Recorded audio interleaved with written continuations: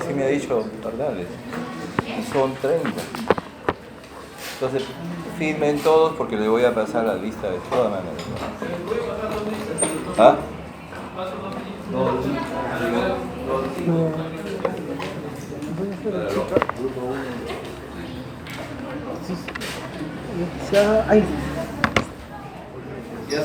Ya seguro que lo tienen esto grabado, tengo la plena seguridad.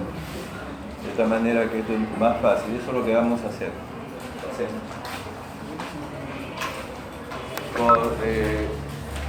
En fisiopatio hicieron, recuerdan algo de esto.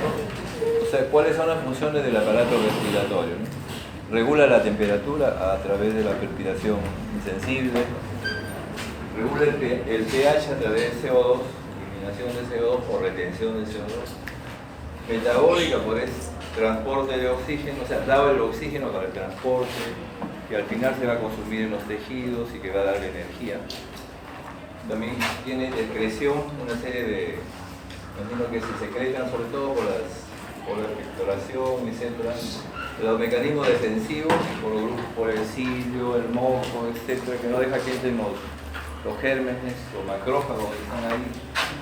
Y luego, y último, la función de respiración, que es bien importante, como las otras. Y la respiración se hace a través de ventilación, difusión y perfusión. Seguimos.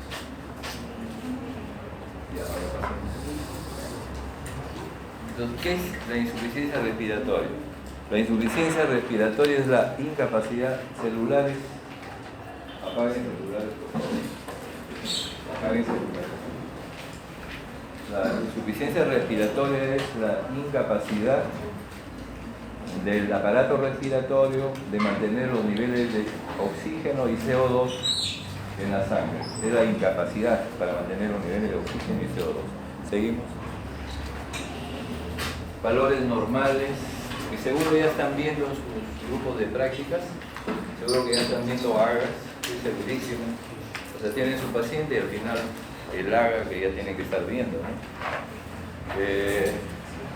Estos son los valores normales de la presión parcial de oxígeno a nivel del ambiente. O sea, acá, por ejemplo, a nivel de Lima, donde hay una fracción de inspiración de oxígeno de 0,21. O sea, la fracción de inspiración de oxígeno aquí es 0,21. Y con eso, estos son los valores normales.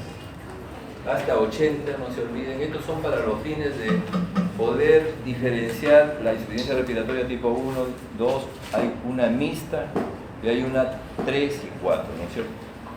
Entonces, este valor de 80 es importante. Hipoxemia es cuando menor de 80, pero insuficiencia respiratoria aguda es menor de 60, ¿no es cierto? En los recién nacidos 50-70 y en los ancianos mayor de 70 por la disminución de la sensibilidad del centro respiratorio del anciano. A medida que transcurren los años disminuye la sensibilidad. ¿Sí? Entonces, en la ira, el PCO2 es menos de 50. Ese valor normal, miren, 40 más menos 4. Esto se llama hipercapnia o hipercarbia, el aumento del CO2. En el paciente que tiene una enfermedad previa del pulmón, como por ejemplo la enfermedad pulmonar obstructiva crónica, entonces es cuando es mayor de 60 el CO2. Porque retiene CO2 generalmente cuando hay poco, o cuando es mayor de 10 milímetros del basal que tenía el paciente, porque ya puede tener alterados los niveles de PCO2. Seguimos. Esta es la curva de disociación. Generalmente está para explicar la relación que existe entre la presión parcial de oxígeno y la saturación que es 100, ¿no? O sea, como verán ustedes, la presión parcial de oxígeno, mientras más sea esto, mayor será la saturación de oxígeno. Y la saturación se desvía a la izquierda cuando hay disminución de 2, 3 hipótrofitos, cuando baja la temperatura, el paciente con hipotermia, cuando aumenta la cantidad de hidrogeniones, cuando el pH es ácido. O se desvía a la derecha cuando aumenta el 2,3 dPg, cuando aumenta la temperatura y cuando baja el pH. Seguimos. Clasificación de insuficiencia respiratoria, muchísimas. De acuerdo al gas, de acuerdo al tiempo, etcétera, etcétera. Entonces, por el tipo de gas afectado, miren, hay una insuficiencia respiratoria hipoxémica parcial o tipo 1. Esta la van a ver bastante, seguro que la están viendo en sus pacientes. En esto la presión parcial de oxígeno es menor de 60 milímetros de mercurio. Y la del PCO2 es normal o disminuida. Si es disminuida, ¿a alguien se le ocurre por qué disminuye la presión parcial de CO2 en este tipo de insuficiencia respiratoria? ¿Compensación? ¿Ah? ¿Compensación? ¿Cómo es eso de compensación? Porque el paciente tiene taquipnea por el aumento del bicarbonato. Aumento de bicarbonato, ya. Otra idea. Tiene taquipnea el paciente. Ya, o sea, cuando hay hipoxemia, hay un estímulo al centro respiratorio, ¿no? Baja los niveles de CO2, estímulo, y aumenta la frecuencia respiratoria. Es un mecanismo compensatorio. Entonces, si la persona empieza a respirar a mayor velocidad, va barriendo el CO2. Eso ocurre también en las personas, por ejemplo, generalmente mujeres, ¿no? Que llegan a emergencias y que están con, por ejemplo, una neurosis disociativa.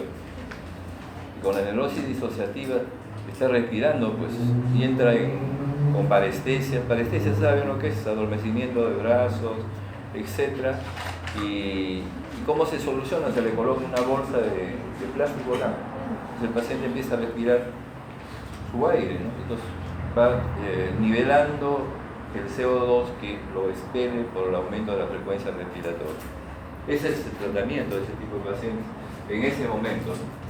Después hay la insuficiencia respiratoria tipo 2, o sea, donde aumenta el CO2, ¿no? Nosotros vamos a tener un PaO2 menor de 60 y un PCO2 mayor de 50. Esto no es tanto, es lo que está en esta lámina, no es tanto. Ya vamos a ver un cuadro. Yo quiero que el cuadro que les voy a presentar después lo tengan muy presente, más que este dato, ¿eh? Más que este dato.